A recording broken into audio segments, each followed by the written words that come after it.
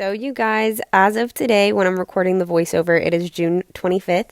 We have officially finished the coop, and I wanted to start showing the process of us getting it put together. So we are getting the paint to do the walls. We're using some leftover paint to do the roof, and I wanted to show off some of the other supplies that we got to do the roofing as well. So jumping right in, a lot of the materials that we used for my coop are going to be reclaimed materials. My grandfather runs a docking business, and we get a lot of the materials that we use, like the posts and some of the old plywood, from him. I was fully expecting to use all reclaimed plywood for the walls and the roof of my coop.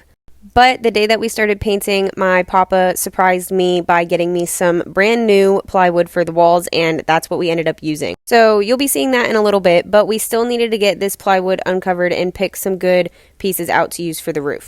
And since this is reclaimed material, that means that we had to do some work on it. So here we are getting all of the old nails and all the pieces that were attached to it off. It is definitely a process, and I'm very glad that we only ended up having to do this for 3 or 4 of them instead of all 6, because we ended up getting some brand new plywood. But we're going to go ahead and kills all of the plywood, the old and the new. This is going to help protect the wood from any moisture and mold and anything that can grow, and it's also just a primer before painting the actual plywood with the color that we want. So I think in total we spent about 2 or 2.5 days painting all of the plywood. We definitely took our time with it. On these roofing pieces that we're doing right now, we only had to kills one side and paint one side.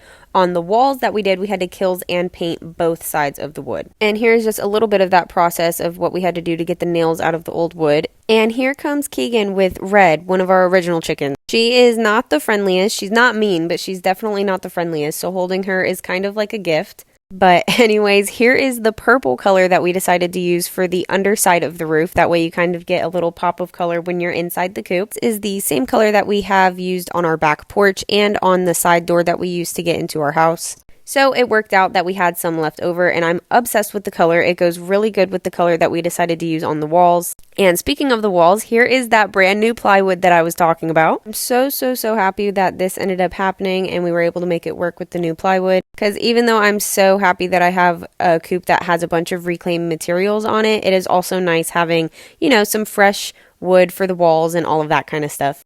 But anyway, this is the color that we decided to use for the walls. I'm going to be getting started on painting that here in just a second. But first, we got to get that new plywood primed. And I will say, this rough side of the plywood kills, no pun intended, kills up the paint. It takes a buttload to get it done, but we were able to make it work with what we had. Just look how pretty it is when I mix it up. Oh my goodness, green is my favorite color, and I'm so happy that this is the color that we chose because it ended up looking amazing.